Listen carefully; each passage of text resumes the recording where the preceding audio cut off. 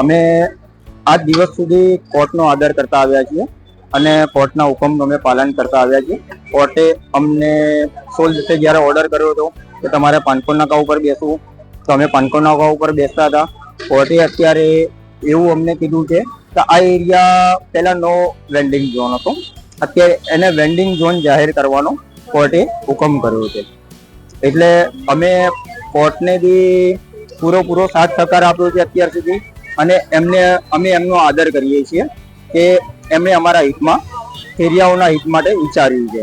અને અમે સરકારનો બી અને કોર્પોરેશનનો બંનેનો આમ સત નમન કરીએ છીએ એ લોકોને કે એ લોકોએ અમને પૂરેપૂરો સાથ સહકાર આપ્યો છે.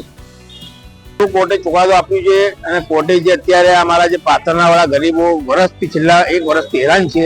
અમે અમારી કોઈ પણ રજૂઆત સાંભળતા હતા નહીં. સરકારમાં બી અમે લોકો ઘણી રજૂઆતો કરી, કોર્પોરેશનમાં રજૂઆતો કરી, છેલ્લા કઈ નહીં અમે હાઈકોર્ટના દ્વાર ખખડાવ્યા અને હાઈકોર્ટમાં જે અમને ન્યાય મળ્યું એ સરાય લાયક ન્યાય છે અને અમને ખુશી થઈ કે હાઈકોર્ટે અમારા ફેવરમાં ચુકાદો આપ્યો અને પાથરના વાળાની અમારી જે તકલીફો હતી એ તકલીફો સમજીને આજે અમારું જે ચુકાદો આપ્યો એમાં અમે બહુ ખુશ છે.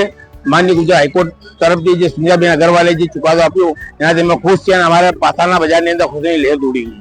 અમે કોર્ટનો ખૂબ આભાર માનીએ છીએ કે અમારા ફેરિયાઓનું વિચારીને જે ફેસલો લીધો છે એનો ખૂબ આભાર. અને જે અમને જે તકલીફ થતી હતી એના વિશે મ્યુનિસિપાલિટીએ, સેવાલાબેનીએ જે વિચાર્યું કે અમારા ફેરિયાઓ ભટકી રહ્યા હતા જ્યાં ત્યાં, તો અમારું વિચારીને જે કેસ લડ્યા જીત્યા એના માટે ખૂબ આભાર. સેવાલાબેનનો બી, મ્યુનિસિપાલિટી સાહેબોનો બી અને જજ સાહેબનો બી. અમારે મલાઈબેન છે અમારા માટે સારું કર્યું હતું, બહુ મહેનત કરી, અમારી વિશે બહુ વિચાર્યું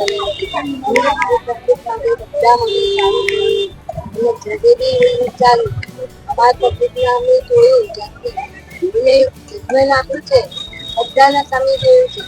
પણ એક વસ્તુ અમને કહેવામાં આવે કે અમને પથારા ઉઠાવ્યા હતા પણ અમને કોઈ વસ્તુ જણાવી નથી. આવા જ અવનવા વિડીયો જોવા માટે ફોલો કરો IN Seconds.